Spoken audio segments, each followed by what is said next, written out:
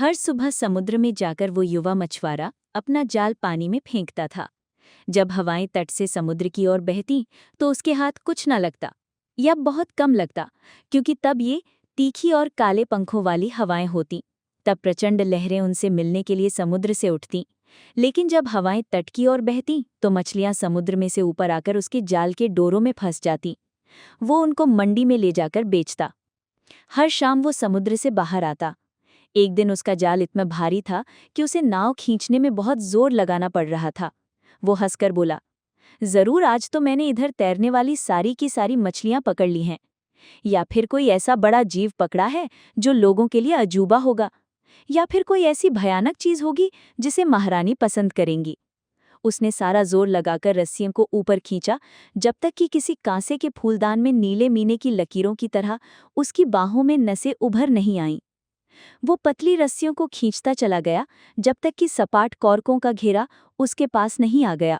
फिर अंत में जाल भी पानी की ऊपरी सतह पर आया, लेकिन उसमें एक भी मछली न थी, न ही कोई बड़े आकार का जीव। केवल एक छोटी मत्स्य कन्या थी जो गहरी नींद में सो रही थी। उसके बाल पानी में भीगे सोने के ऊन जैसे थे। उनमें से हर एक बाल ऐसा लगता था जैसे शीशे के सुंदर प्याले में सोने की तार हो। उसका शरीर सफेद हाथी दांत का सा था। उसकी पूंछ चांदी और मोती की थी, जिसके चारों तरफ समुद्र की हरी लताएं लिपटी हुई थीं। उसके कान समुद्र के शंखों जैसे थे और होंठ मूंगे जैसे। समुद्र की ठंडी लहरें उसके ठंडे सीने से टकरा रही थीं और उसकी पलकों पर नमक झिलमिला रहा था। वो इतनी सुंदर थी कि युवा मछुआरा उसे देखकर आश्चर्य से भर उठा। उसने हाथ बढ़ाकर जाल को अपने पास खींच लिया, फिर एक और झुककर मत्स्य कन्या को अपनी बाहों में ले लिया। उसके छूते ही मत्स्य कन्या किसी घबराए समुद्री पक्षी की तरह जोर से चीख पड़ी। उसने अपनी भयभीत नील लोहित आंखों से मछुआरे की तरफ देखा और अपने आप को उसकी पकड़ से छुड़ाने के लिए जोर मारने लगी। लेकिन मछुआरे ने उसे कसकर सटाए रखा और अपने से अलग नहीं होने दिया। जब उसने समझ लिया कि इस तरह छूटना संभव नहीं है, तो रोकर बोली, मैं आपसे प्रार्थना करती हूँ, मुझे छोड़ दीजिए, क्योंकि मैं राजा की इकलौती बेटी हूँ। मेरे पिता बूढ़े और बिल्कुल अकेले हैं। इस पर युवा मछुआरे ने जवाब दिया, मैं तुम्हें तब तक नहीं छोड़ूंगा जब तक ये वादा ना करो कि जब भी मैं पुकारूं तुम आकर मेरे लिए गाओगी। क्योंकि मछलियां जल जीवों के गाने से आकर्षित होती हैं, इसलिए तब मेरे जाल उनसे भर जाया करेंगे। अगर मैं ये वादा करूं तो क्या तब आप सचमुच मुझे छोड़ देंगे? मत्स्य कन्या ने पूछा। मैं सच में तुम्हें मुक्त कर दूंगा, युवा मछुआरा बोला। इस पर उसने जल जीवों की शपथ लेते हुए मछुआरे से वादा कर लिया। मछुआरे ने अपना बाहुपाश खोल दिया और वो किसी अज्ञात भय से कांपती हुई समुद्र तल में उतर गई। युवा मछुआरा हर शाम समुद्र पर जाकर मत्स्य कन्या को पुकारता। वो पानी में ऊपर आकर उसके लिए गाती।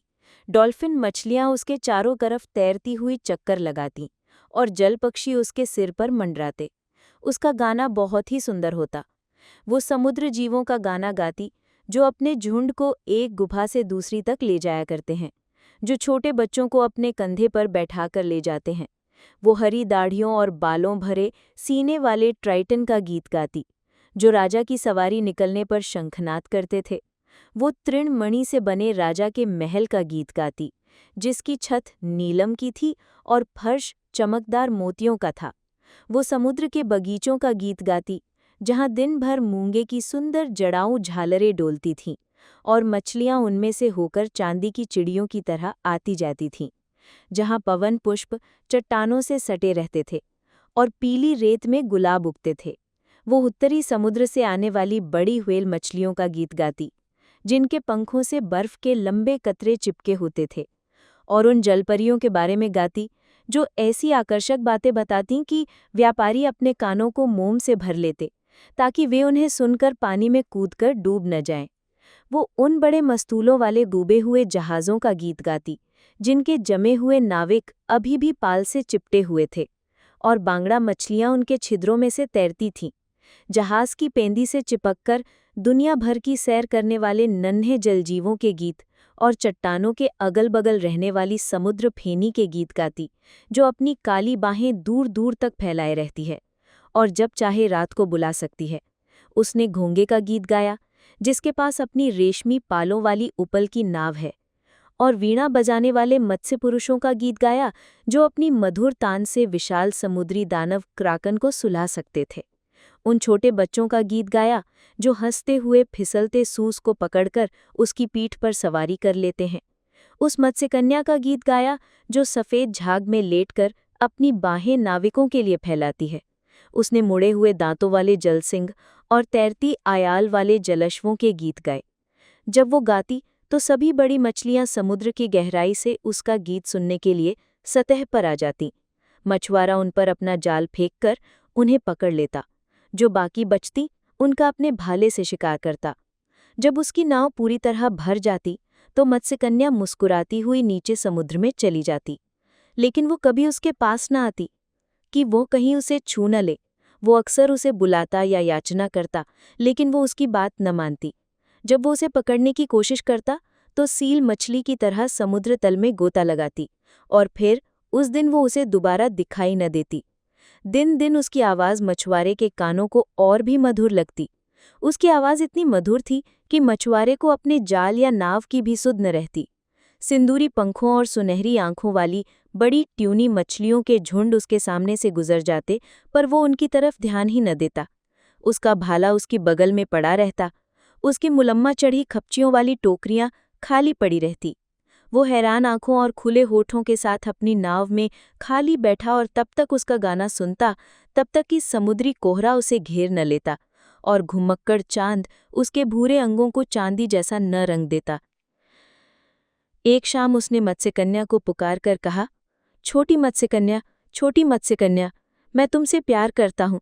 मुझे अपना दुल्हा बना लो, क्योंकि मैं तुम्हें बहुत प्यार करता हूँ। इस पर मत्स्यकन्या ने इनकार में सिर हिलाकर कहा, तुम्हारे पास इंसान की आत्मा है। अगर तुम अपनी आत्मा से छुटकारा पालो तो मैं तुमसे प्यार कर सकती हूँ।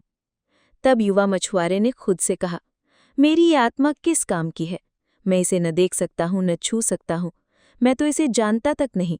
मैं ज़रूर इसे अपने से दूर भेज दूंगा, तब मुझे आनंद ही आनंद मिलेगा।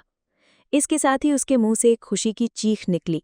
वो अपनी रंगीन नाव में खड़ा होकर मत्स्यकन्या की तरफ बाहें पसारते हुए बोला, मैं अपनी आत्मा को अपने से दूर भेज दूंगा। तब तुम मेरी दुल्हन बनोगी और मैं तुम्हारा दुल्हा। फिर हम दोनों समुद्र की गहराई में साथ रहेंगे। जो कुछ तुमने अपने गीतों में सुनाया है वो सब मुझे दिखाओगी, और जो तुम चाहोगी वो मैं करूंगा। हमारी जिंदगी अलग अलग न होगी। छोटी मत्स्यकन्या खुशी से चहक उठी और उसने अपना चेहरा अपने हाथों में छिपा लिया। पर मैं अपनी आत्मा को दूर कैसे भेजूंगा? मछुआरा बोला, मुझे बताओ कि मैं ये कैसे कर सकता हूँ, तो मैं वैसा ही करूंगा।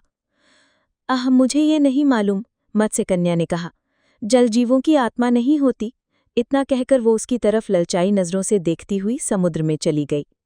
अगली सुबह जब सूर्य पहाड़ी पर आदमी के हाथ के आकार का ही उगा था, मछुआरा पादरी के घर जाकर उसके दरवाजे पर 3 बार दस्तक दी।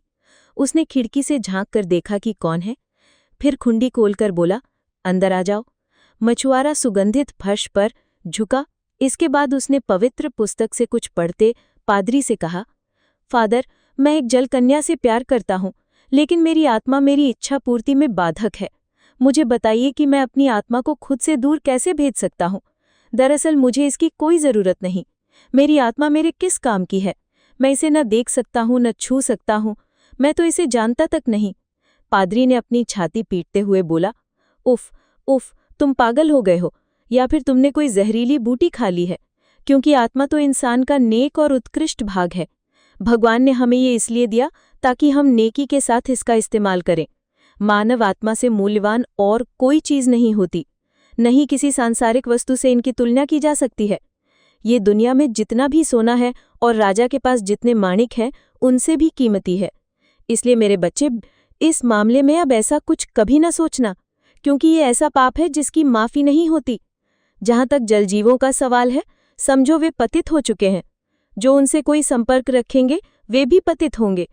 वे तो उन जानवरों की तरह हैं जो नहीं जानते कि अच्छा क्या है और बुरा क्या है। पादरी के इन कटु वचनों को सुनकर युवा मछुआरे की आंखों में आंसू भर आए। वो अपने घुटनों के बल से उठ खड़ा हुआ और बोला, फादर, वन्य प्राणी जंगल में रहते हैं और वे बहुत खुश रहते हैं। मत्स्य पुरुष चट्टानों पर अपनी अपनी सुनहरी वीणा के साथ बैठते हैं।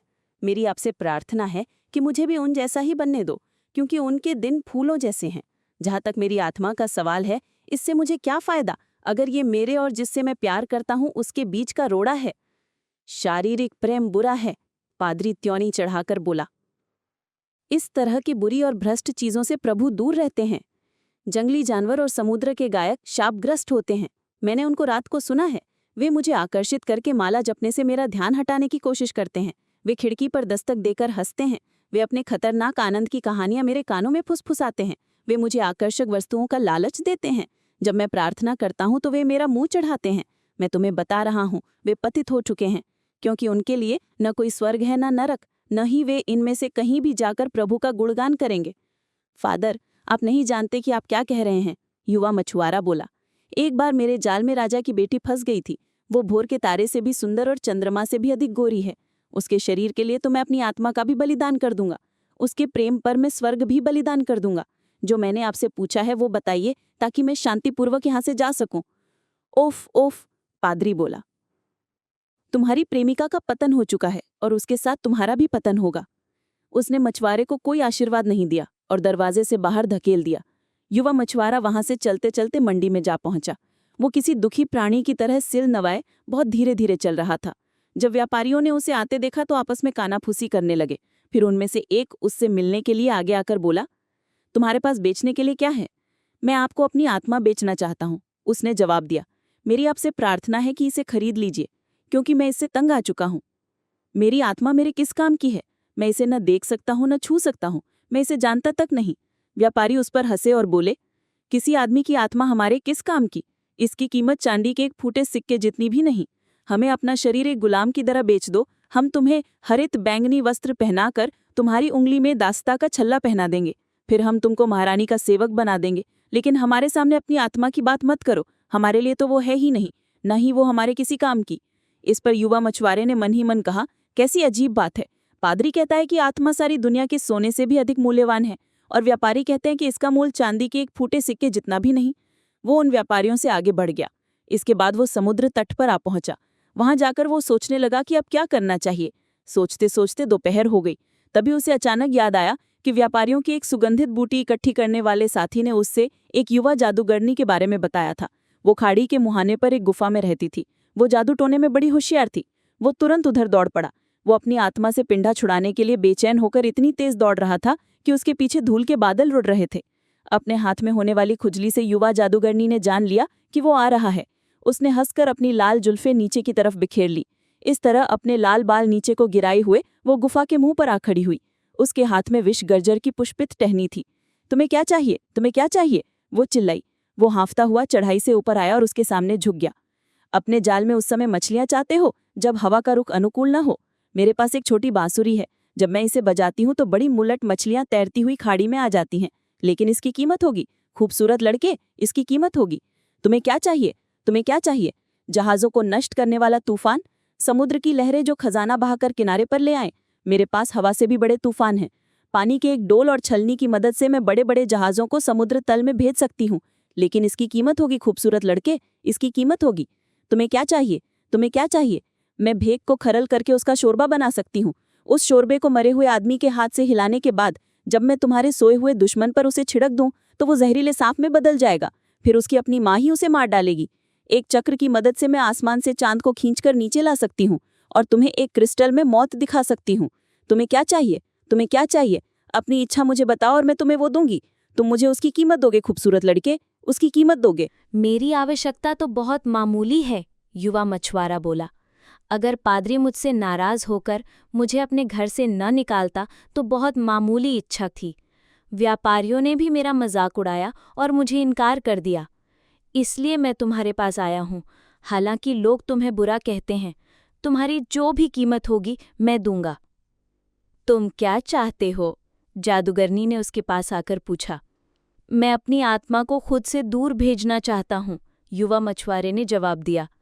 जादूगरनी ये सुनकर पीली पड़ गई। वो कांप उठी। उसने अपना चेहरा अपने नीले लबादे में छिपा लिया।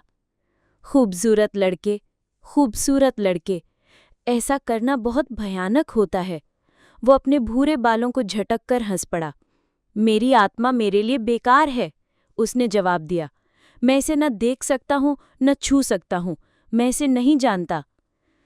अगर मैं बता दूं तो मुझे क्या दोगे? जादूगरनी ने अपनी सुंदर आंखों से उसकी तरफ देखते हुए पूछा।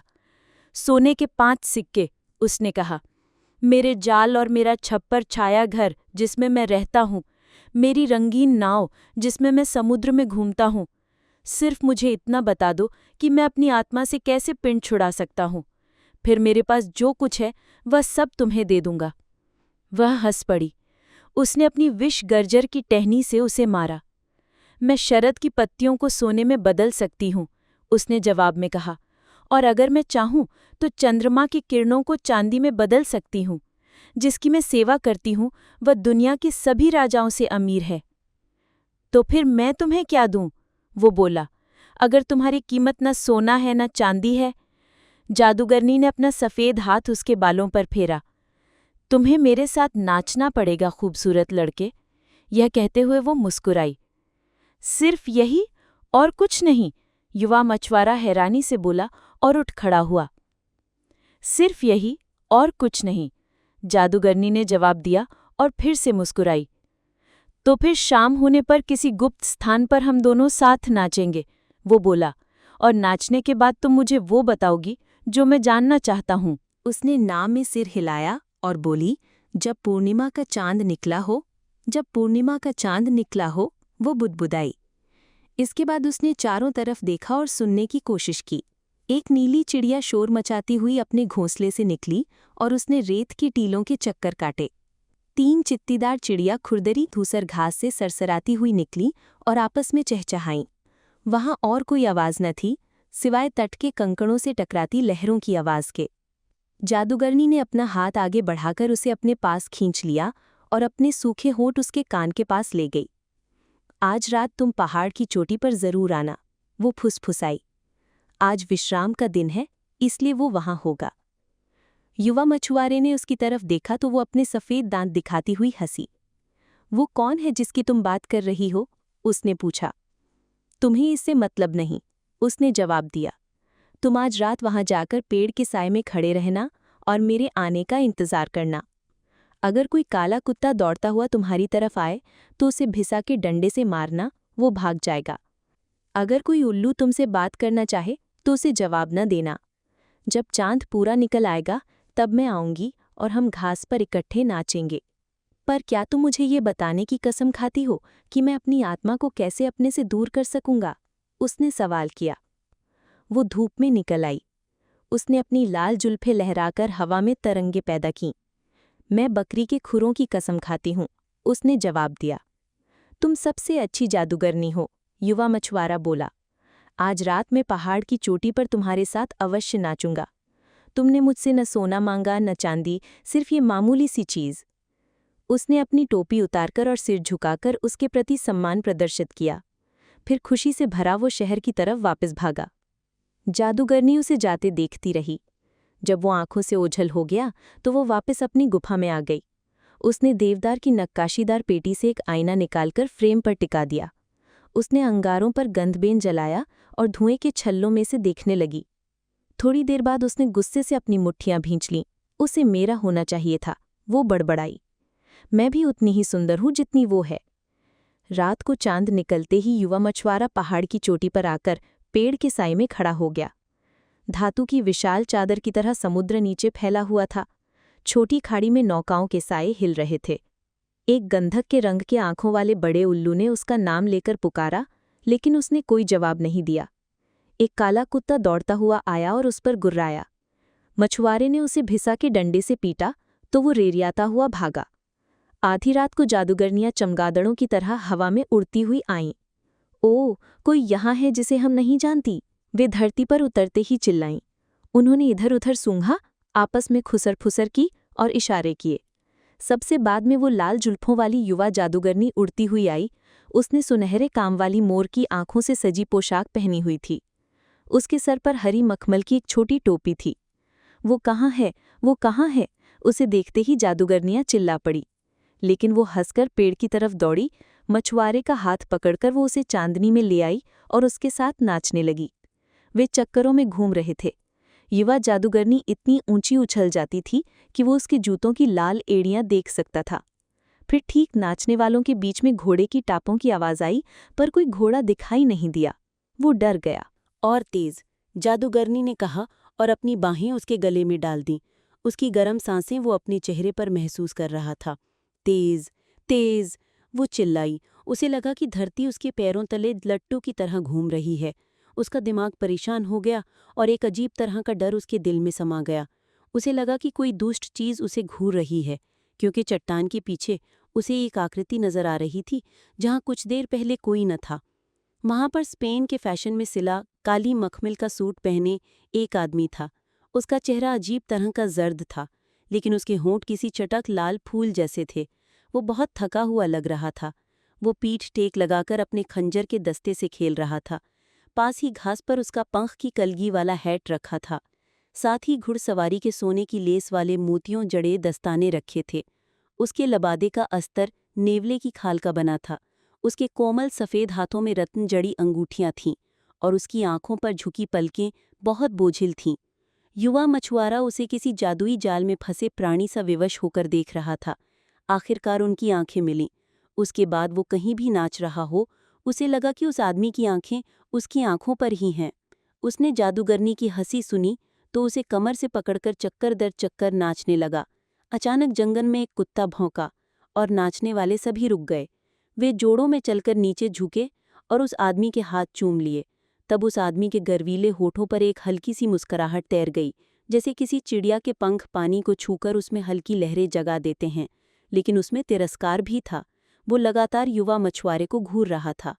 आओ हम पूजा करें, जादूगरनी फुसफुसाई। वो उसे लेकर चली तो उसके पीछे पीछे चलने की किसी प्रबल इच्छा से बंध कर वो उसके साथ हो लिया। लेकिन पास आने पर किसी अनजानी प्रेरणा से उसने अपने सीने पर सलीब का निशान बनाते हुए पवित्र नाम का उच्चारण किया।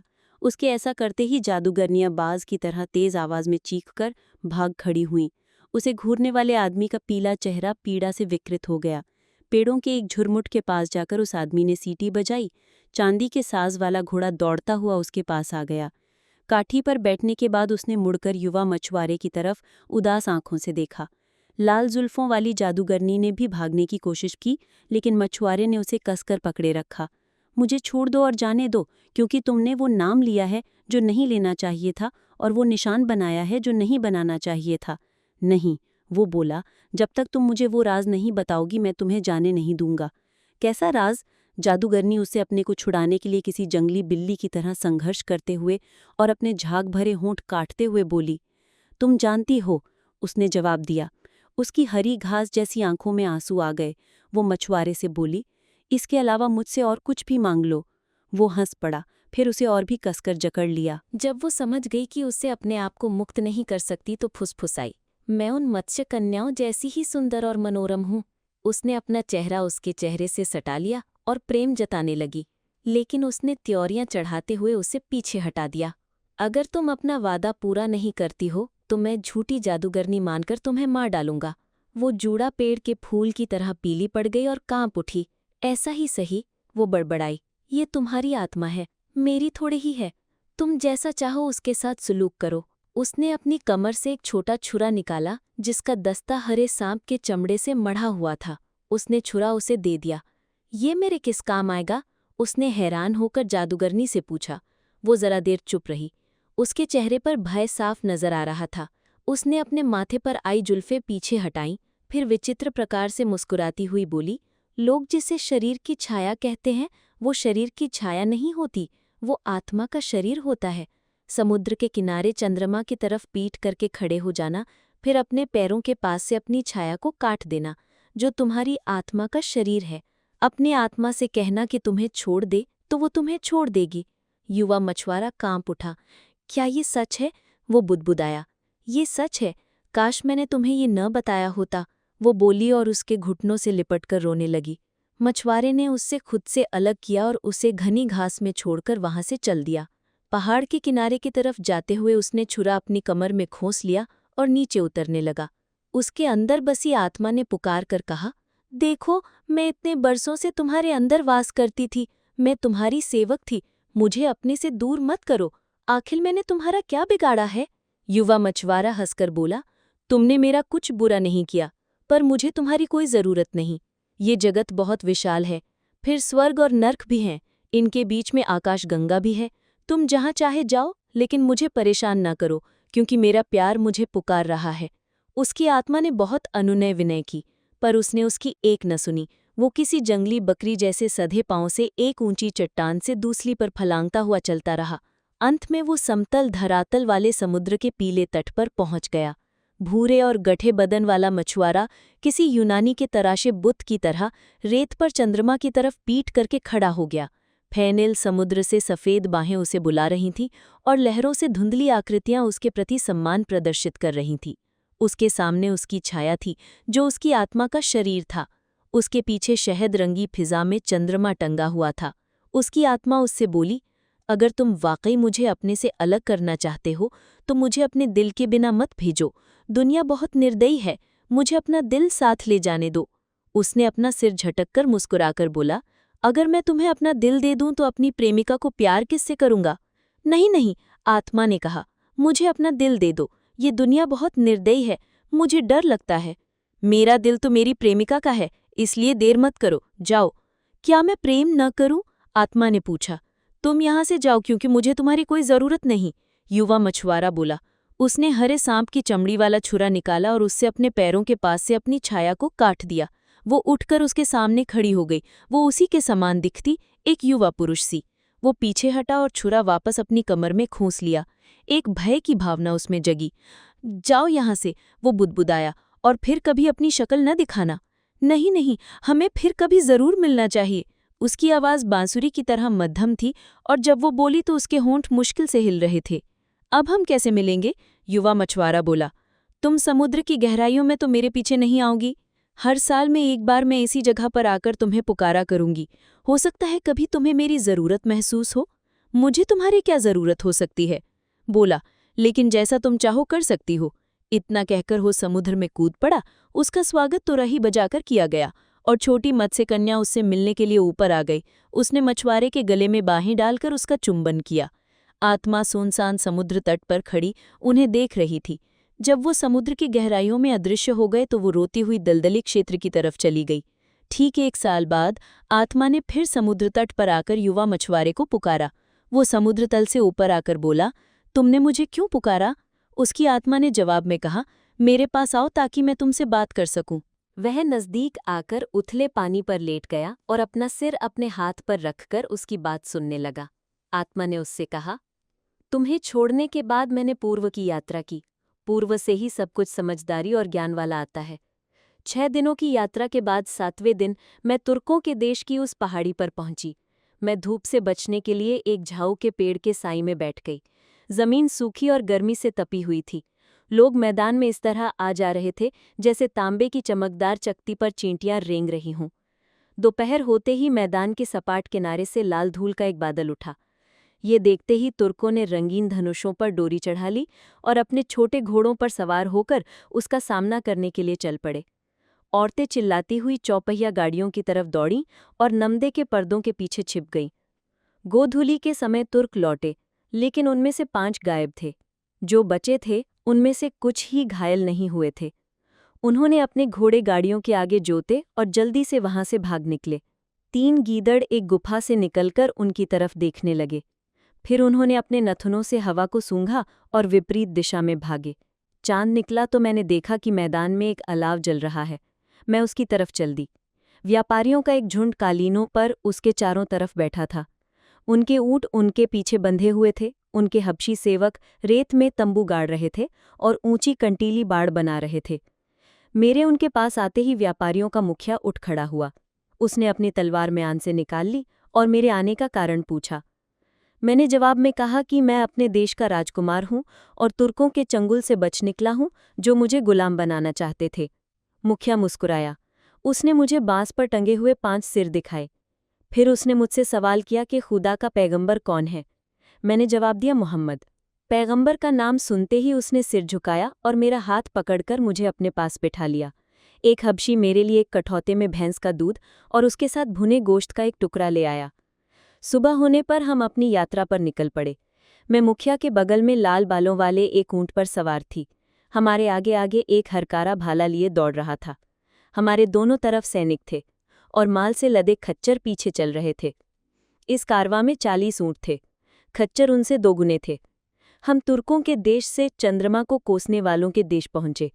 वहां हमने लोगों को अपनी सोने की रखवाली करते हुए और विचित्र अजगरों को अपनी गुफाओं में सोते हुए देखा। जब हम पहाड़ों के बीच से गुजर रहे थे तो इस डर से सांस रोके हुए थे कि हम पर बर्फ न गिरे। हर एक ने अपने चेहरे के आगे जाली का नकाब ओढ़ लिया। जब हम बौनों की घाटी में से गुजरे तो उन्होंने पेड़ों के खोखले से हम पर तीर छोड़े। रात को हमने जंगलियों को ढोल बजाना सुना। जब हम बंदरों के दड़ पहुंचे तो हमने उनके सामने फल रख दिए। तब उन्होंने हमें कोई नुकसान नहीं पहुंचाया। जब हम सांपों के गढ़ पहुंचे तो हमने पीतल के कटोरों में उनके लिए गर्म दूध रख दिया। तब उन्होंने हमें जाने दिया। 3 बार हम आक्सेस नदी के किनारे आए। हमने उसे लकड़ी की नावों में पार किया जिनमें चमड़े के पाल लगे थे। दरलाई घोड़ों ने हम पर हमला करके हमें मारने की कोशिश की। हमारे ऊंट उन्हें देखकर कांपने लगे थे। हर शहर के राजा ने हम पर महसूल लगाया, लेकिन हमें अपने द्वार में प्रवेश नहीं करने दिया। वह हमारे लिए दीवार से पर रोटियां, शहद में पकाई टिक्कियां और खजूर से भरी आटे की टिक्कियां फेंकते। हर 100 टोकरियों के बदले हम उन्हें अंबर की माला देते। जब गांव वासियों ने हमें आते देखा तो वो अपने कुओं में जहर डालकर पहाड़ों में भाग गए। हम मेगडे लोगों से लड़े, जो बूढ़े पैदा होते हैं, हर साल जवान होते जाते हैं और जब छोटे बच्चे हो जाते हैं तो मर जाते हैं। हम लेक्ट्राई जाति के लोगों से लड़े, जो खुद को शेर की औलाद बताते हैं और अपने को पीले और काले रंग में रंगते हैं। अनांटी कबीले वालों से लड़े, जो अपने मृतकों के शव अंतिम संस्कार के लिए पेड़ों की चोटी पर रख देते हैं। वे अंधेरी गुफाओं में रहते हैं ताकि उनका आराध्य सूर्य देवता उन्हें मार न डाले। हम मगरमच्छ के उपासक क्रिमीनियन लोगों से लड़े, जो अपने देवता को हरे शीशे की मुद्राएं देते हैं और उसे मक्खन और ताज़ी चिड़िया खिलाते हैं। हम कुत्ते के चेहरे वाले अजनबी कबीले वालों से लड़े और घोड़े जैसे खुरों वाले और घोड़ों से भी तेज दौड़ने वाले सीबान कबीले के लोगों से लड़े। हमारे साथ के 1/3 इन लड़ाइयों में मारे गए। 1/3 अभावग्रस्त होकर मर गए। बाकी मेरे बारे में बड़बड़ाए कि मैं उनके लिए दुर्भाग्य हूं। मैंने एक चट्टान के पेंदे से जहरीला गेहुअन सांप पकड़कर निकाला और उसे मुझे काटने दिया। जब उन्होंने देखा कि इसका मुझ पर कोई असर नहीं हुआ तो वे डर गए। 4थे महीने में हम इल्लैल शहर पहुंचे। जब हम नगर प्राचीर के पास वाले बाग में पहुंचे, रात हो चुकी थी। हवा में उमस थी क्योंकि तब चंद्रमा वृश्चिक राशि में था। हमने पेड़ों से पके अनार तोड़े और उन्हें पकाया। हमने उनका रस पिया। फिर हम कालीनों पर लेटकर दिन चढ़ने का इंतजार करने लगे। सुबह होने पर हमने उठकर द्वार पर दस्तक दी। ये काले कांसे का बना था। इस पर समुद्री अजगर और पंखों वाले अजगर की आकृतियां खुदी थीं। संतरियों ने परकोटे से हमें देखकर हमारे आने का कारण पूछा। कारवां के दुभाषिये ने जवाब में कहा कि हम सीरिया से आए हैं और हमारे पास बहुत सा माल है। उन्होंने जमानत ली और हमसे कहा कि दोपहर को आपके लिए दरवाज़ा खोलेंगे, तब तक इंतजार करें। जब दोपहर हो गई तो उन्होंने द्वार खोल दिए। हमारे अंदर आते ही हमें देखने के लिए लोग अपने घरों से निकल आए और भीड़ लग गई। सारे शहर में शंखनाद के साथ मुनादी वाले ने सूचना दे दी। हबशियों ने कपड़ों के गट्ठर और गूलर की नक्काशीदार पेटियां खोल दी। जब उनका काम खत्म हो गया तो व्यापारियों ने अपना माल सजाना शुरू किया। उसमें आकर्षक सामान था। उनमें मिस्र की मोमी लिनन थी, इथियोपिया की रंगीन लिनन थी, टायर के बैंगनी स्पंज थे और सिडोन की नीली झालरें थीं। उनमें अंबर के प्याले, शीशे के सुंदर बर्तन और मिट्टी के पकाए हुए आकर्षक भांडे थे। एक घर की छत से बहुत सी औरतों का झुंड हमें देख रहा था। उनमें से एक ने सोने के काम वाला चमड़े का बुर्का पहन रखा था। पहले दिन पुजारियों ने आकर हमारे साथ सौदा किया। दूसरे दिन सामंत आए। तीसरे दिन दस्तकार और गुलाम आए। जितने दिन भी व्यापारी उनके शहर में रहें, उनके यहाँ यही रिवाज है। हम एक पूरा चांद होने तक वहाँ ठहरे। फिर जब चांद घटने लगा तो मैं शहर के रास्तों में घूमता हुआ उनके देवता के बगीचे तक आ गया।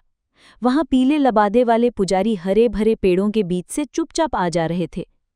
संगे मूसा के चबूतरे पर देवता का गुलाबी लाल मंदिर था। उसके दरवाजे लाख जड़े थे और उन पर सांड और मोर की सोने की उभरी हुई आकृतियां खुदी थीं। उसकी छत हरे रंग की चीनी मिट्टी की थी। उसके बाहर निकले छज्जों से टनटनाने वाली घंटियां बंधी थीं। जब सफ़ेद फाख्ता वहां से उड़कर जाती तो उनके पंखों से टकराकर घंटियां बज उठतीं। मंदिर के सामने साफ पानी का सरोवर था। उसकी पटरियां धारीदार सुलेमानी पत्थर की बनी थीं। मैं उसके पास लेट गया और अपनी पीली उंगलियों से चौड़ी पत्तियों को छुआ। एक पुजारी आकर मेरे पीछे खड़ा हो गया। उसके पैरों में सैंडल थे, एक सांप की नरम चमड़ी की और दूसरी चिड़िया के पंख की। उसके सिर पर चांदी के नवचंद्रों से सजी टोपी थी। उसके लबादे पर 7 पीली तितलियां कढ़ी हुई थीं। उसके घुंघराले बाल सुरमे से रंगे थे। थोड़ी देर बाद उसने मुझसे बात की और मेरी इच्छा पूछी। मैंने उसे बताया कि मेरी इच्छा देवता के दर्शन करने की है। देवता शिकार पर हैं। पुजारी ने अपनी छोटी छोटी झुकी हुई आंखों से मेरी तरफ देखते हुए जवाब दिया। मुझे बताओ वो किस जंगल में गए हैं, मैं भी उनके साथ शिकार खेलूं। मैंने जवाब दिया। उसने अपने लबादे के किनारे को अपने लंबे नाखूनों से सीधा करते हुए कहा, देवता सो रहे हैं। मुझे बताओ किस पलंग पे और मैं उनकी पहरेदारी करूं। मैंने जवाब में कहा। देवता भोज पर है। उसने चीख कर कहा, अगर शराब मीठी है तो मेरी उनके साथ पीने की इच्छा है, लेकिन अगर कड़वी तो भी उनके साथ पीने की इच्छा है, मेरा जवाब था। उसने हैरानी से अपना सर झुकाया, फिर हाथ पकड़कर मुझे उठाया और मुझे मंदिर में ले गया। पहले कक्ष में मैंने मोतियों के किनारों से सजे सूर्यकांत मणि के सिंहासन पर आसीन एक मूर्ति को देखा। आबनूस की वो मूर्ति एक आदमी की थी। उसके सर पर एक माणिक था और बालों से चूकर तेल उसकी झांगों पर टपक रहा था। उसके पैर हाल ही में बलि चढ़ाए मेमने के खून से लाल थे। उसकी कमर में तांबे की पेटी थी जिस पर 7 लहसुनिया जड़े थे। मैंने पुजारी से पूछा, क्या यही देवता है? हाँ, यही देवता है, उसने जवाब दिया। मुझे देवता के दर्शन कराओगे, नहीं तो मैं तुम्हें मार डालूंगा। इतना कहकर मैंने उसके हाथ को छुआ तो वो मुरझा गया। इस पर पुजारी ने मुझसे प्रार्थना की, मेरे प्रभु, अपने सेवक को ठीक कर दीजिए, फिर मैं आपको देवता के दर्शन कराऊंगा। मैंने उसके हाथ पर फूंक मारी तो वो फिर से पहले जैसा हो गया। वो कांप गया और मुझे दूसरे कक्ष में ले गया। वहां मैंने बड़े बड़े नीलमों से जड़े संज्ञाशब के कमल पर खड़ी एक मूर्ति देखी। हाथी दांत की ये मूर्ति आदमकद से 2 गुने आकार की थी। उसके माथे पर एक लहसुनिया जड़ा था। उसके सीने पर गंधरस और दालचीनी का लेप था। उसके हाथ में जेड का टेढ़ा दंड था और दूसरे हाथ में गोल बिल्लौर था। उसमें घुटने तक लंबे पीतल के जूते पहने हुए थे। उसकी मोटी गर्दन में चंद्रकांत मणि का घेरा था। मैंने पुजारी से पूछा, क्या यही देवता है? उसने जवाब दिया, यही देवता है। मुझे देवता के दर्शन कराओ वरना मैं तुम्हें मार डालूंगा, मैंने कहा। इतना कहकर मैंने उसकी आंखों को छुआ और वो अंधा हो गया। पुजारी ने मुझसे प्रार्थना की, मेरे प्रभु, अपने सेवक को चंगा कर दें, फिर मैं उनको देवता के दर्शन कराऊंगा। तब मैंने उसकी आंखों पर फूंक मारी तो उसकी दृष्टि वापस आ गई। वो फिर कांपा और मुझे तीसरे कक्ष में ले गया। वहां कोई मूर्ति नहीं थी, नहीं किसी तरह का कोई चित्र। सिर्फ एक धातु के फ्रेम में जड़ा हुआ आईना वेदी पर रखा था। मैंने पुजारी से पूछा, देवता कहाँ हैं? उसने जवाब दिया, यहाँ कोई देवता नहीं सिवाय इस आईने के जो आप देख रहे हैं, क्योंकि ये ज्ञान का आईना है। इसमें धरती और आकाश की सभी वस्तुएं प्रतिबिंबित होती हैं। सिर्फ इसे देखने वाले का चेहरा इसमें प्रतिबिंबित नहीं होता। इसे वो प्रतिबिंबित नहीं करता क्योंकि फिर इसमें देखने वाला ज्ञानी हो जाएगा। इसके अलावा यहाँ और भी आईने हैं, लेकिन वे सम्मति के आईने हैं। केवल यही ज्ञान का आईना है और जिनके पास यह है वे सब कुछ जानते हैं, नहीं उनसे कोई बात छिपी रहती है। जिनके पास यह है वे ज्ञान ही नहीं होते, तो इसलिए ये देवता है और हम इसकी पूजा करते हैं। मैंने उस आईने में देखा, वो वैसा ही था जैसा उसने कहा था। फिर मैंने एक विचित्र हरकत की। खैर, मैंने जो किया वो बड़ी बात नहीं, क्योंकि जिस घाटी में मैंने वो ज्ञान का आईना छिपा कर रखा है वो यहाँ से 1 दिन की यात्रा की दूरी पर है। एक बार फिर मुझे अपने शरीर में प्रविष्ट होने दो और तुम दुनिया के सबसे अधिक ज्ञानी बन जाओगे। मुझे अपने अंदर प्रविष्ट होने दो और फिर तुम्हारे जैसा ज्ञानी कोई दूसरा नहीं होगा। लेकिन युवा मछुआरे ने हंसकर कहा, प्रेम ज्ञान से बेहतर होता है और छोटी मत्स्य कन्या मुझसे प्रेम करती है। नहीं, ज्ञान से बढ़कर और कुछ नहीं होता। आत्मा ने कहा, प्रेम बेहतर है, युवा मछुआरे ने जवाब दिया। वो वापस समुद्र की गहराई में कूद गया और उसकी पुरुष रूपधारी आत्मा रोते हुए दलदल की तरफ चली गई। जब दूसरा साल खत्म हुआ तो उसकी आत्मा एक बार फिर समुद्र तट पर आई। उसने फिर युवा मछुआरे को पुकारा तो वो गहराई से ऊपर आकर बोला, तुमने मुझे क्यों बुलाया? आत्मा ने जवाब दिया, पास आओ ताकि मैं तुमसे बात कर सकूं। मैंने बहुत सी आश्चर्यजनक चीजें देखी हैं। वो पास आकर उथले पानी में लेट गया। उसने अपना सर अपने हाथ पर टिका लिया और सुनने लगा। आत्मा ने उससे कहा, तुमसे दूर जाने के बाद मैंने दक्षिण का रुख किया और उधर चल पड़ी। दक्षिण से वो आता है जो बहुमूल्य है। 6 दिनों तक मैंने अश्तेर नगर को जाने वाले राजमार्ग पर यात्रा की। मैं उस लाल धूल भरे मार्ग पर 6 दिन चली, जिस पर से होकर तीर्थयात्री आते जाते हैं। 7वें दिन जब मैंने अपनी नज़र उठाकर देखा, तो शहर मेरे पैरों तले था। ये एक वादी में था। इस शहर के 9 दरवाजे हैं। इनमें से हर एक के सामने एक कांसे का घोड़ा है। जब भी बद्दू पहाड़ों से आते हैं, ये घोड़ा हिनहिनाता है। दीवारों पर तांबे की परत चढ़ी है और उन पर बनी पहरे की मीनारों की छतें पीतल की हैं। हर एक मीनार पर एक तीरंदाज हाथ में कमान लिए खड़ा रहता है। सुबह होने पर वो एक तीर से घंटे पर चोट करता है और हर शाम एक तुरही बजाता है। जब मैं अंदर जाने लगी तो रक्षकों ने मुझे रोककर पूछा कि मैं कौन हूँ। मैंने जवाब में कहा कि मैं एक दरवेश हूँ और मक्का की यात्रा पर जा रहा हूँ। वहाँ एक हरा पर्दा है और चांदी के अक्षरों में फरिश्तों के हाथ से लिखी कुरान शरीफ रखी है। वे आश्चर्य से भर उठे और उन्होंने मुझे अंदर जाने दिया। अंदर बाजार है। काश तुम मेरे साथ वहाँ होते। वहाँ संकरे रास्तों में कागज के फानूस बड़ी तितलियों की तरह फड़फड़ाते हैं। जब छतों पर हवा चलती है तो वे इस तरह उठते गिरते हैं जैसे रंगीन बुलबुले हों। अपनी अपनी दुकानों के आगे व्यापारी रेशमी कालीनों पर बैठे रहते हैं। उनकी सीधी काली दाढ़ियां हैं और वे सोने की जरी वाली पगड़ियां पहनते हैं। वे अपनी उंगलियों से कीमती मनकों की माला जपते रहते हैं। इनमें से कुछ लाक्षा, बालछड़ और भारतीय द्वीपों से लाए इत्र बेचते हैं। वे लाल गुलाबों का गाढ़ा तेल, नाखूनों के आकार के लौंग और गंधर भी बेचते हैं। जब कोई उनसे बात करने के लिए रुकता है तो वे अंगारों पर चुटकी भर लोबान छिड़ककर हवा को सुगंधित कर देते हैं। मैंने वहाँ एक सीरियावासी को देखा। उसके हाथ में नरकुल जैसा एक पतला डंडा था। उसमें से सलेटी रंग का धुआं निकल रहा था। जब वो जलता था तो उसका रंग वसंत में बादामों के गुलाबी रंग जैसा हो जाता था। दूसरे व्यापारी चांदी के कंगन बेचते थे, जिन पर नीले रंग के फिरोजे जड़े होते हैं। वे पीतल की तार की छोटे मोती जड़ी पाजेब, स्वर्ण जटित बगनखे और व्याघ्र नखे, छेद किए पन्ने के कर्णफूल और उंगली के लिए छेद करके बनाई गई जेड की अंगूठियां बेचते हैं।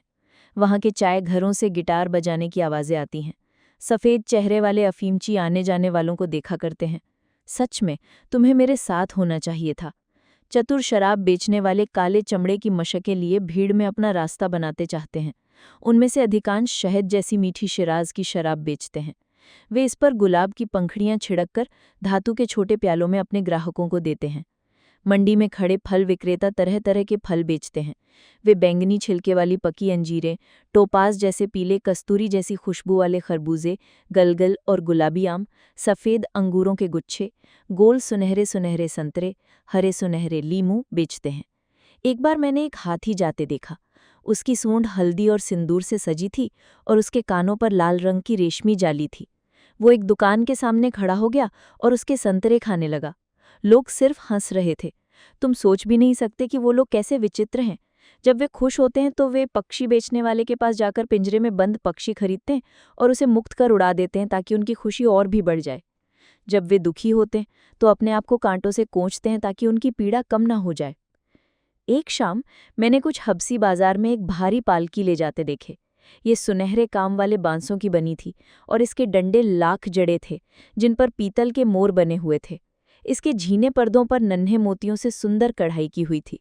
जब वो पास से गुजरी तो एक पीले चेहरे वाली मायावी औरत ने मुस्कुराकर मेरी तरफ देखा। मैंने पालकी का पीछा करना शुरू कर दिया। हबसियों ने अपनी चाल तेज कर दी और मुझ पर गुर्राए, पर मैंने इसकी परवाह नहीं की।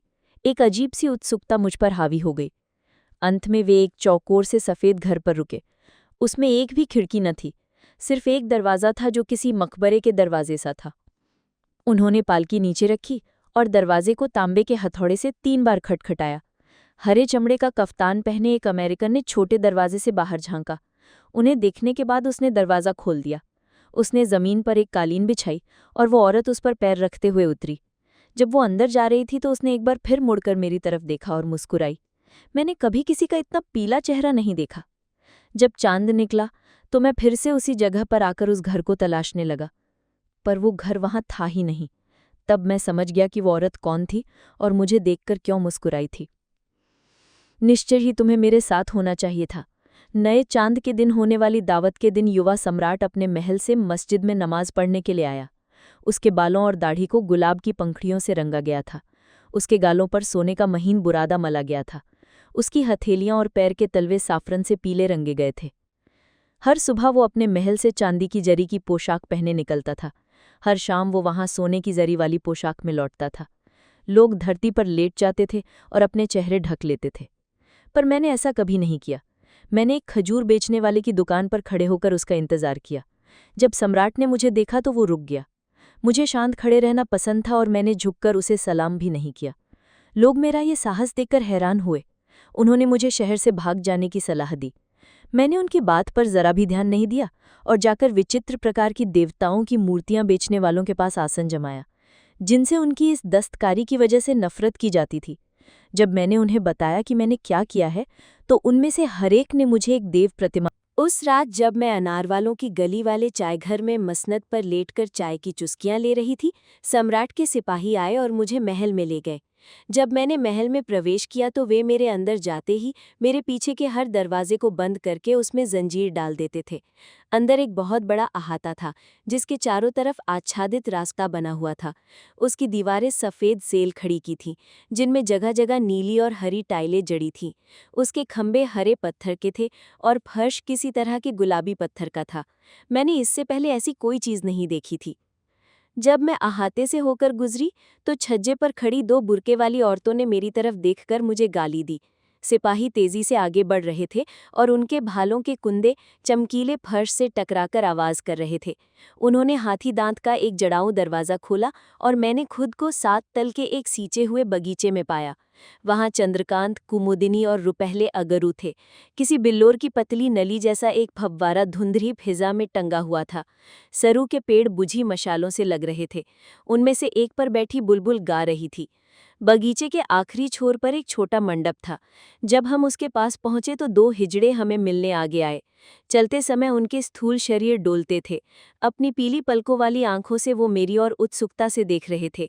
एक ने सिपाहियों के प्रमुख को एक ओर ले जाकर उसे फुसफुसाहट में कुछ बात की। दूसरे ने आतंकित करने वाले हाव-भाव से एक जामुनी रंग के मीने वाली डिबिया से सुगंधित टिकिया निकाली और उसे चबाना शुरू कर दिया। कुछ देर बाद सिपाहियों के प्रमुख ने उनको जाने को कहा। वे महल लौट गए। उनके पीछे पीछे हिजड़े भी धीमी चाल से चल दिए। वे पेड़ों से मीठे शहतूत तोड़ते हुए चल रहे थे। एक बार उनमें से जो बड़ा था, उसने मुड़कर मेरी तरफ देखा और कुटिलता से मुस्कुराया। सिपाहियों के मुखिया ने मुझे मंडप के द्वार की तरफ संकेत किया। मैं निडर होकर आगे बढ़ी और भारी पर्दा एक और सरकाकर अंदर दाखिल हुई। युवा सम्राट शेर की खाल वाले काउच पर अध लेटा था। उसकी कलाई पर एक बाज था। उसके पीछे पीतल का टोप पहने एक रक्षक खड़ा था, जो कमर तक उघाड़ बदन था। काउच के पास ही एक मेज पर इस्पात की भारी शमशीर रखी थी। मुझे देखकर सम्राट ने भौहें चढ़ाकर पूछा, तुम्हारा नाम क्या है? क्या तुम्हें पता नहीं कि मैं इस शहर का सम्राट हूँ? मैंने उसे कोई जवाब नहीं दिया। उसने शमशीर की तरफ अपनी उंगली से इशारा किया और रक्षक ने वो शमशीर उठा ली। फिर तेजी से मेरी ओर आते हुए उसने पूरे जोर से मुझ पर वार किया। वो मुझ में से होकर गुजर गई, लेकिन मुझे कुछ नहीं हुआ। वो आदमी फर्श पर गिर पड़ा। डर के मारे उसके दांत बजने लगे और वो काउच के पीछे जा छिपा। सम्राट तेजी से उठ खड़ा हुआ। उसने हथियारों के एक आधार से भाला लेकर मुझ पर फेंका। मैंने रास्ते में ही उसे पकड़ लिया और उसके फल को तोड़कर 2 टुकड़े कर दिए। उसने मुझ पर एक तीर छोड़ा। मैंने अपना हाथ उठाया और तीर बीच रास्ते में रुक गया। फिर उसने सफ़ेद चमड़े की एक पेटी से खंजर निकालकर अपने गर्दन में भोंक दिया, ताकि वो जिंदा रहकर उसके इस अपमान की कहानी किसी से कह न सके। वो आदमी किसी कुचले सांप की तरह तड़पा और उसके होठों से लाल झाग के बुलबुले निकलने लगे। उसके मरने के बाद सम्राट मुझसे मुखातिब हुआ। उसने अपने माथे पर छलक आया पसीना एक गुलाबी रंग के गोटेदार रुमाल से पोंछा और बोला, क्या आप कोई पैगंबर हैं जिनको मुझे हानि नहीं पहुंचानी चाहिए? या आप किसी पैगंबर के बेटे हैं जिनको मैं हानि नहीं पहुंचा सकता? मेरी आपसे विनती है कि इसी रात ये शहर छोड़ दे, क्योंकि जब तक आप यहाँ हैं मैं इसका मालिक नहीं। मैंने उसे जवाब दिया, इसके लिए अपना आधा खजाना तुम्हें मुझे देना होगा। वो मेरा हाथ पकड़कर मुझे बगीचे में ले गया। सिपाहियों का मुखिया मुझे देखकर हैरान हो गया। जब हिजड़ों ने मुझे देखा तो उनके घुटने कांपने लगे और वे मारे डर के धरती पर गिर पड़े। महल में लाल पत्थर की 8 दीवारों वाला एक कमरा है। उसकी छत पीतल की है, जिसे दीप लटकते रहते हैं। सम्राट ने उनमें से एक दीवार को छुआ तो वो खुल गई। हम मशालों से रोशन एक रास्ते से होकर गुजरे। दोनों तरफ के ताकों में बड़े बड़े शराब रखने वाले मटके रखे थे जो चांदी के सिक्कों से भरे हुए थे।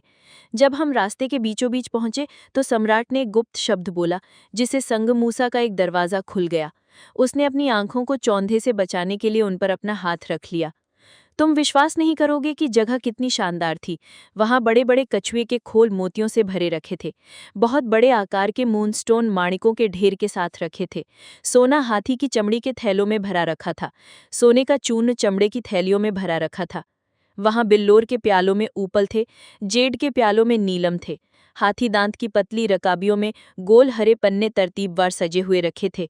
एक कोने में रेशम के थैले भरे रखे थे। उनमें से कुछ में फिरूजे भरे हुए थे, कुछ में लहसुनिया।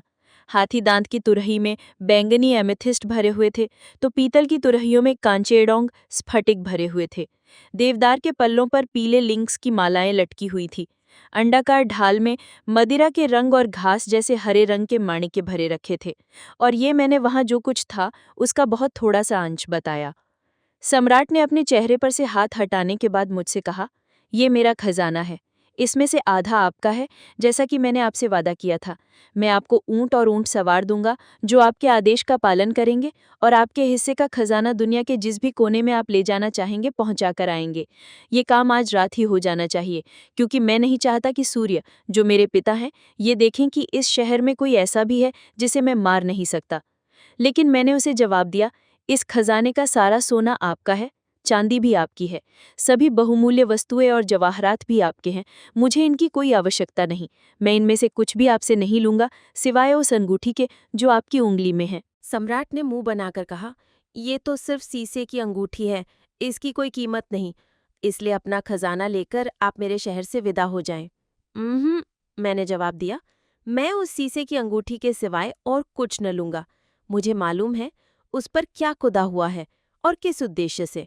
सम्राट कांप उठा। उसने मुझसे विनती की, मेरा सारा खजाना लेकर यहाँ से चले जाओ, जो आधा मेरा है वो भी आपका हुआ। इस पर मैंने एक विचित्र हरकत की। क्या किया उस बात को जाने दो। उस गुफा में, जो यहाँ से एक दिन की यात्रा की दूरी पर है, मैंने वो समृद्धि की अंगूठी छिपा कर रखी है। वो जगह यहाँ से सिर्फ एक दिन की यात्रा की दूरी पर है, और वो अंगूठी तुम्हारा इंतजार कर रही है। जिसके पास वो अंगूठी होगी, वो दुनिया के सभी राजाओं से भी अमीर होगा। आकर उसे ले लो, तब दुनिया की सारी दौलत तुम्हारी होगी।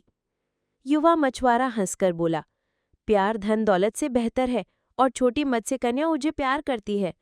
नहीं, धन दौलत से बेहतर कुछ नहीं होता, आत्मा ने कहा। प्यार बेहतर है, युवा मछुआरे ने जवाब दिया, और इसके साथ ही वो गहरे समुद्र में गोता लगा गया। उसकी पुरुष वेशधारी आत्मा रोते हुए दलदल की तरफ चली गई। जब तीसरा साल गुजर गया तो आत्मा ने फिर समुद्र तट पर आकर युवा मछुआरे को पुकारा। वो गहरे समुद्र से ऊपर आकर बोला, तुमने मुझे क्यों पुकारा? आत्मा ने जवाब दिया, पास आओ ताकि मैं तुमसे बात कर सकूं, क्योंकि मैंने बहुत ही आश्चर्यजनक चीजें देखी हैं। वो पास आकर उथले पानी में अध लेटा हो गया। उसने अपने हाथ पर सिल टिका लिया और सुनने लगा। आत्मा ने उससे कहा, मुझे एक नए नगल की ऐसी सराय का पता है जो नदी किनारे है। मैं वहां नाविकों के साथ बैठी। वो 2 तरह की मदिरा पी रहे थे। वो जौ की रोटियां खा रहे थे।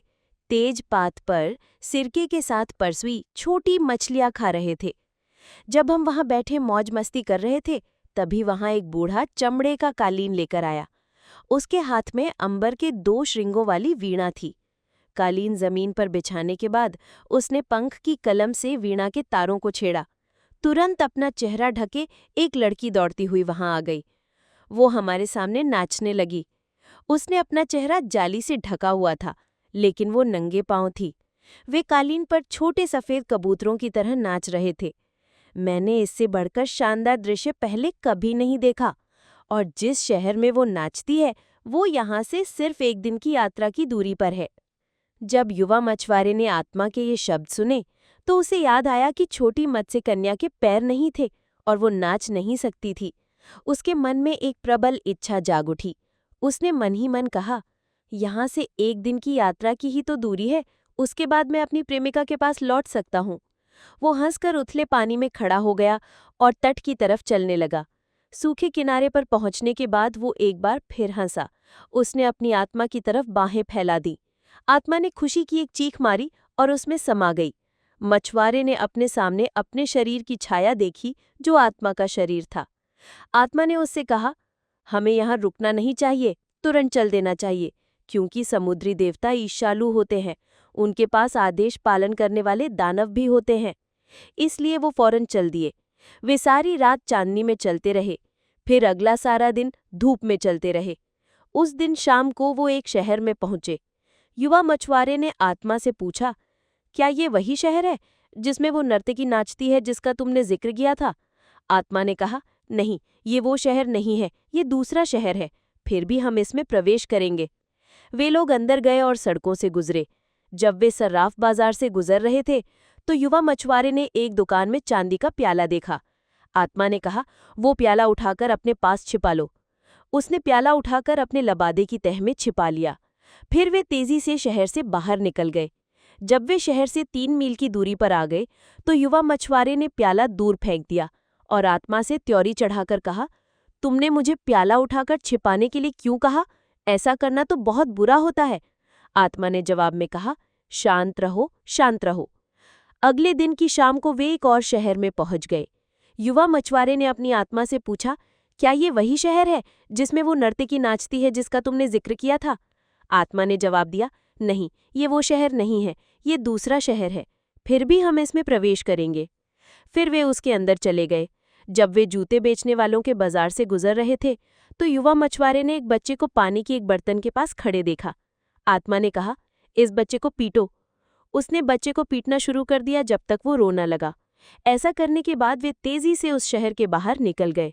जब वे शहर से 3 मील की दूरी पर पहुंच गए तो युवा मछुआरे ने खफा होकर आत्मा से कहा, तुमने मुझसे बच्चे को पीटने को क्यों कहा? ऐसा करना तो बहुत बुरा होता है। आत्मा ने जवाब में कहा, शांत रहो, शांत रहो। तीसरे दिन की शाम को वे एक और शहर में पहुंच गए। युवा मछुआरे ने आत्मा से पूछा, क्या ये वही शहर है जिसमें वो नर्तकी नाचती है जिसका तुमने जिक्र किया था? आत्मा ने जवाब दिया, शायद ये वही शहर है, आओ इसमें प्रवेश करते हैं। फिर वे उस शहर के अंदर गए और सड़कों पर घूमने लगे, पर कहीं भी युवा मछुआरे को नदी या उसके किनारे सराय नहीं दिखी। शहर के लोग विचित्र नजरों से उनकी तरफ देख रहे थे। वो डर गया और आत्मा से बोला, चलो यहाँ से चलते हैं, क्योंकि गोरे पैरों से नाचने वाली यहाँ नहीं है। लेकिन आत्मा ने कहा, यहाँ रुकते हैं, क्योंकि अंधेरी रात है और रास्ते में डाकू मिल सकते हैं।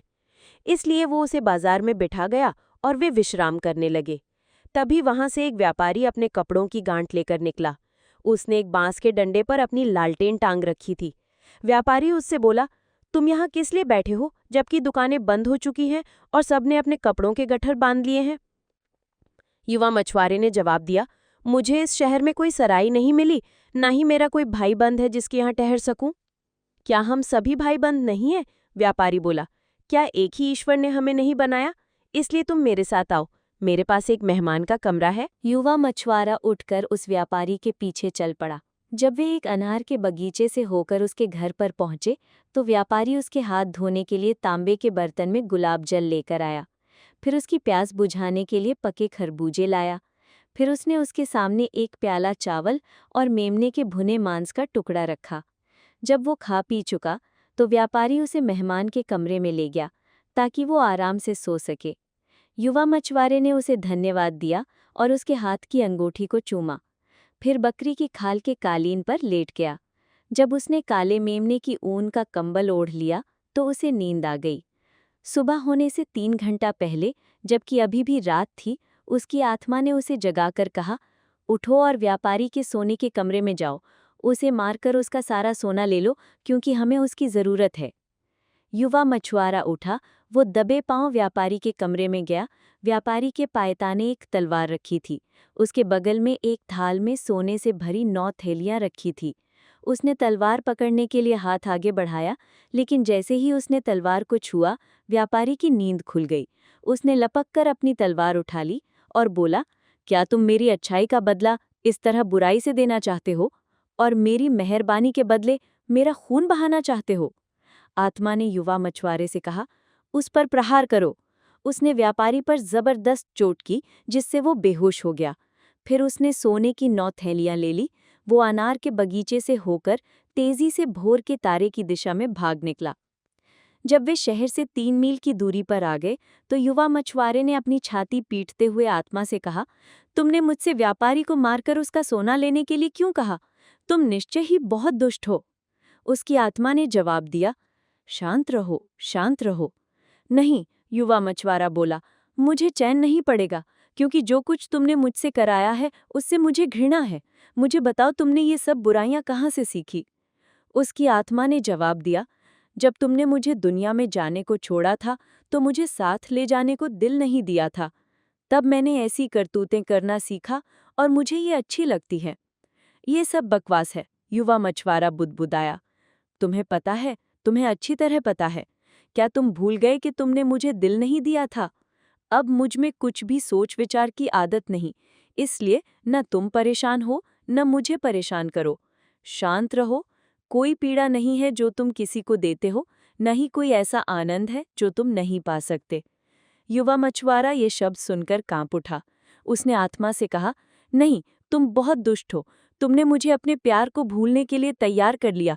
तुमने मुझे लोभ में फंसाया और मेरे कदम पाप के रास्ते पर डाले।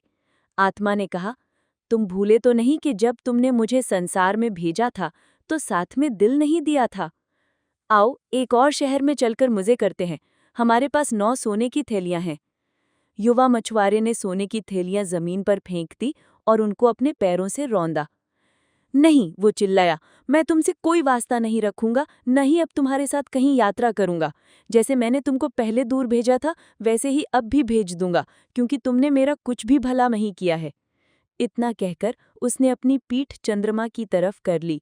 फिर उसने हरे सांप की चमड़ी वाला चाकू निकालकर उससे अपने पैरों पर से ही अपनी वो छाया काटने का यत्न किया जो उसकी आत्मा का शरीर था।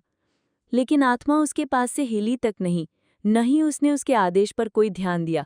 उसने कहा, जो मंत्र तुम्हें उस जादूगरनी ने दिया था उसका अब कोई असर नहीं होगा। अब मैं तुम्हें नहीं छोड़ूंगी, न ही तुम मेरा संचालन करोगे। कोई आदमी अपने जीवन काल में एक बार ही अपनी आत्मा को खुद से दूर कर सकता है, लेकिन जो अपनी आत्मा को दोबारा स्वीकार कर लेता है उसे आत्मा को जीवन भर अपने साथ रखना होता है। यही उसकी सजा या उसका पुरस्कार है। युवा मछुआरा पीला पड़ गया।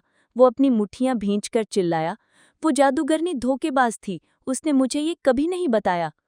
नहीं, आत्मा ने कहा, वो उसके प्रति वफादार थी जिसकी वो पूजा करती है, और वो सदा उसकी सेविका रहेगी।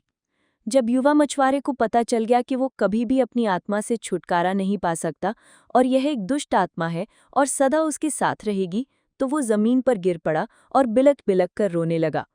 जब दिन निकला तो युवा मछुआरे ने आत्मा से कहा, मैं अपने हाथ बांध लूंगा ताकि तुम्हारे किसी आदेश का पालन न कर सकूं, अपने होंठ बंद कर लूंगा ताकि तुम्हारे बताए शब्दों का उच्चारण न कर सकूं, और मैं उस स्थान पर लौट जाऊंगा जहां मेरी प्रियकरा रहती है। मैं समुद्र के पास लौट जाऊंगा, उस छोटी खाड़ी में भी जाऊंगा जहां वो गाने की अभ्यस्त है। मैं उसे पुकारूंगा और बताऊंगा कि मैंने क्या बुरे काम किए हैं और तुमने मुझसे क्या कुकृत्य कराए हैं। आत्मा ने उसे प्रलोभन देते हुए कहा, तुम्हारी प्रियकरा कौन है जिसके पास तुम जाओगे? इस दुनिया में उससे भी बढ़ चढ़कर कई सुंदरियां हैं। समेरिया की ऐसी नर्तकियां हैं जो हर तरह की चिड़िया या वन्य प्राणी की तरह नृत्य कर सकती हैं। उनके पैर मेहंदी से रंगे होते हैं और उनके हाथों में तांबे की छोटी घंटियां होती हैं। वे नाचते समय हंसती हैं और उनकी हंसी पानी के कलकल स्वर जैसी स्वच्छ है। मेरे साथ चलो, मैं तुम्हें वो नर्तकियां दिखाऊंगा। तुम पाप कर्म जैसी बात से क्यों परेशान हो? जो चीज़ खाने में स्वादिष्ट है, क्या वो खाने वाले के लिए नहीं बनाई गई? जो पीने में मीठी है, क्या उसमें जहर मिला होता है? परेशान मत हो और मेरे साथ एक और शहर चलो। पास में ही एक छोटा शहर है, उसमें नलिनी के फूलों का बागान है। उस मनोरम बागान में सफ़ेद और नीले मोर पाए जाते हैं। जब वे सूर्य के प्रकाश में अपनी पूंछें फैलाते हैं तो वे हाथी दांत की तश्तरी जैसी या सुनहरी तश्तरी जैसी लगती है। उनको चारा खिलाने वाली उन्हें खुश करने के लिए नाचती है। कभी वो अपने हाथों के बल नाचती है, कभी अपने पैरों से नाचती है। वो अपनी आंखों को सुरमे से सजाती है। उसके नथुने अबाबील के पंखों के आकार के हैं। उसके एक नथुने में मोती का बना एक फूल है। वो नाचते समय हंसती है और उसके टखने की चांदी की पाजेब से घुंघरुओं की झंकार निकलती है। इसलिए अपने आप को और परेशान मत करो और मेरे साथ उस शहर को चलो। लेकिन युवा मछुआरे ने उसकी बात का कोई जवाब नहीं दिया। उसने अपने होठों पर मौन का ताला लगा लिया और अपने हाथों को रस्सी से कसकर जकड़ लिया। वो वापस उसी स्थान के लिए चल पड़ा जहां से वो आया था, उस छोटी खाड़ी की तरफ भी जहां उसकी प्रियकरा को गाने की आदत थी। उसकी आत्मा ने उसे रास्ते में भी प्रलोभन देने की कोशिश की, लेकिन उसने कोई जवाब नहीं दिया। नहीं उसने कोई ऐसा बुरा काम किया जिसे करने के लिए आत्मा ने उसे उकसाया। उसके अंदर जो प्यार था, उसकी शक्ति ऐसी जबरदस्त थी। समुद्र तट पर पहुंचकर उसने अपने हाथों की रस्सी खोल दी।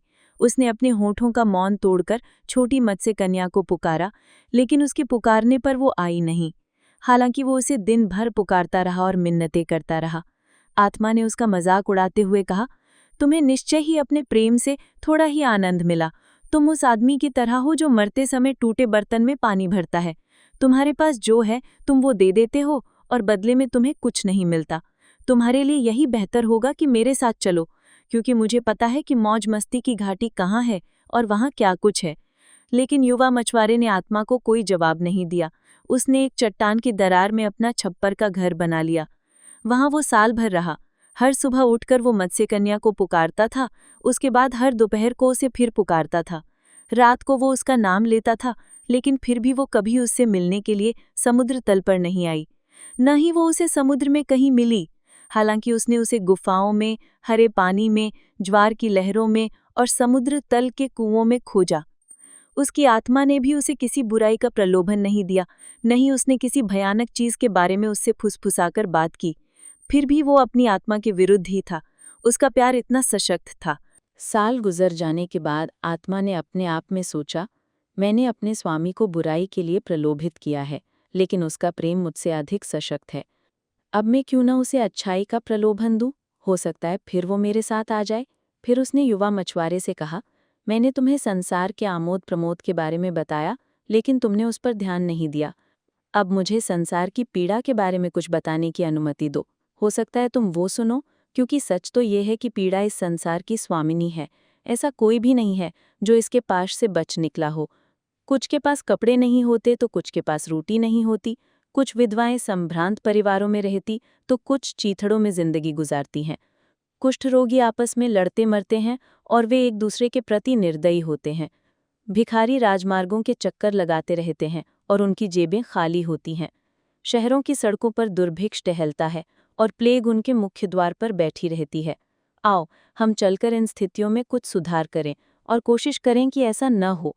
तुम यहाँ रुककर अपनी प्रेयसी को कब तक पुकारोगे, जबकि वो तुम्हारी पुकार सुनती तक नहीं?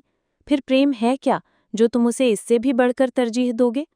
लेकिन युवा मछुआरे ने इसका कोई जवाब नहीं दिया। उसका प्रेम इतना सशक्त था। हर सुबह वो मत्स्य कन्या को पुकारता था, हर दोपहर वो फिर उसे पुकारता था। रात होने पर वो उसका नाम लेता था, लेकिन फिर भी वो कभी उससे मिलने के लिए समुद्र तल से ऊपर नहीं आई, न ही वो उसे समुद्र में कहीं भी खोज पाया। हालांकि उसने उसे समुद्र की लहरों में, लहरों के नीचे की घाटियों में, जिस समुद्र को रात बैंगनी बना देती है और जिस समुद्र को दिन सलेटी बना देता है, उसमें सब कहीं खोजा। दूसरा साल भी गुजर गया। युवा मछुआरा जब अपनी छप्पर वाली झोंपड़ी में रात को अकेला बैठा था, आत्मा ने उससे फिर बात की। देखो, मैंने तुम्हें बुराई से आकर्षित करने की चेष्टा की, मैंने तुम्हें अच्छाई से आकर्षित करने की चेष्टा की, लेकिन तुम्हारा प्रेम मुझसे सशक्त है, इसलिए अब मैं तुम्हें किसी चीज से आकर्षित करने की कोशिश नहीं करूंगी। लेकिन मेरी विनती है कि मुझे अपने दुल में प्रवेश करने दो, ताकि मैं पहले की तरह तुम्हारे साथ एकाकार हो जाऊं। हाँ, तुम प्रवेश कर सकती हो, युवा मछुआरा बोला, क्योंकि जब तुम दुनिया में दिल के बगैर गई थीं, तब तुमने बहुत कष्ट सहे। आह, आत्मा ने कहा, मैं तुम्हारे दिल में प्रवेश नहीं कर सकती, क्योंकि प्रेम ने तुम्हारे दिल को बुरी तरह घेर रखा है। फिर भी मैं तुम्हारी सहायता करना चाहता हूँ, युवा मछुआरे ने कहा। जब उसने ये कहा तभी समुद्र के अंदर से विलाप की भयंकर आवाज़ें आने लगी। इस तरह की आवाज़ लोगों को तब सुनाई देती थी जब किसी जलजीव की मृत्यु हो जाए। युवा मछुआरा उछलकर खड़ा हो गया। वो अपनी झुग्गी से समुद्र तट की तरफ भागा। समुद्र की काली लहरें तेजी से तट की तरफ आ रही थीं। उनके साथ चांदी से भी सफ़ेद कोई चीज़ थी। वो समुद्र फेन से भी सफ़ेद थी और किसी फूल की तरह लहरों पर हचकोले खा रही थी। लहरों से वो समुद्र फेन पर आई और फिर से झाग पर आ गई, फिर वो तट पर आ गई। मछुआरे ने देखा कि उसके पैरों के पास छोटी मत्स्य कन्या का मृत शरीर पड़ा है। पीड़ा से आहत होकर उसने खुद को उसके पास गिरा दिया। उसने उसके ठंडे लाल होंठों को चूमा और उसके अंबर जैसे बालों का स्पर्श किया। वो उसके पास रेत पर बिलखता हुआ पड़ गया और अपनी सांवली बाहों में भरकर उसके शरीर को छाती से चिपटा लिया। उसके होंठ ठंडे थे, फिर भी उसने उनका चुंबन किया। उसके बालों का शहद खारा हो चुका था, फिर भी उसने उसका स्वाद मानो किसी आनंद के साथ लिया। उसने बंद आंखों का चुंबन किया और उसकी आंखों के कोटर से भी मछुआरे के आंसू बहुत खारे थे। उसके मृत कानों में भी उसने अपनी करनी की कटु कथा कह डाली। उसने उसके छोटे हाथों को अपने गले में डाल दिया और अपनी उंगलियों से उसकी पतली गर्दन का स्पर्श किया। उसकी इस खुशी में कड़वाहट थी और उसकी पीड़ा में विचित्र प्रकार की प्रसन्नता थी। काला समुद्र उसके और पास आ गया और सफ़ेद भेंट किसी कोढ़ी की तरह कराह उठा। अपने सफ़ेद पंजों से समुद्र ने तट को चंगुल में लिया। समुद्र के राजा के महल से एक बार फिर विलाप की चीखें उठीं और दूर समुद्र में समुद्री गायकों के तुरही बजाने की आवाज़ें आईं। दूर भाग निकलो, आत्मा ने चिल्लाकर कहा, क्योंकि समुद्र अगर और पास आ गया तो तुमको लील लेगा। दूर भाग चलो, क्योंकि मैं देख रहा हूं कि तुम्हारा दिल तुम्हारे प्रेम की शक्ति से घबराकर मुझसे सट गया है। किसी सुरक्षित स्थान पर भाग चलो। लेकिन युवा मछुआरे ने आत्मा की आवाज़ अनसुनी कर दी। उसने छोटी मत्स्य कन्या से कहा, प्रेम ज्ञान और विवेक से भी बढ़कर है। वो धन दौलत से अधिक मूल्यवान है और इंसानों की लड़कियों के पैरों से अधिक सुंदर है। इसे आग जला नहीं सकती, पानी इसे ठंडा नहीं कर सकता। मैंने तुम्हें सुबह पुकारा और तुम मेरी पुकार पर नहीं आई। चंद्रमा ने तुम्हारा नाम सुना लेकिन तुमने नहीं। मैंने तुम्हें छोड़ने का बुरा काम किया और अपने ही नुकसान के लिए भटका। फिर भी तुम्हारा प्रेम सदा मेरे साथ रहा और ये सदा बहुत सशक्त रहा। कुछ भी इसके विरुद्ध सफल नहीं हुआ। जबकि मैंने बुराई पर भी नजर डाली, अच्छाई पर भी। अब तुम मर गई हो तो मैं भी अवश्य तुम्हारे साथ मर जाऊंगा। आत्मा ने उसे वहां से हटने को कहा, लेकिन उसने इस बात पर कोई ध्यान नहीं दिया। इतना सशक्त था उसका प्रेम। समुद्र और पास आ गया और उसे अपनी लहरों की चपेट में लेने लगा। जब उसे लगा कि अंत निकट आ रहा है तो उसने अपने पागल होंठों से मत्स्य कन्या के ठंडे होंठों का चुंबन किया। उसके अंदर उसका दिल टूट गया। जब उसका दिल टूटा तो उसने महसूस किया कि उसका प्रेम कितना परिपूर्ण था। तब आत्मा को उसमें प्रवेश करने का रास्ता मिला और वो अंदर दाखिल हो गई। अब वो पहले की तरह उसके साथ एकाकार हो गई।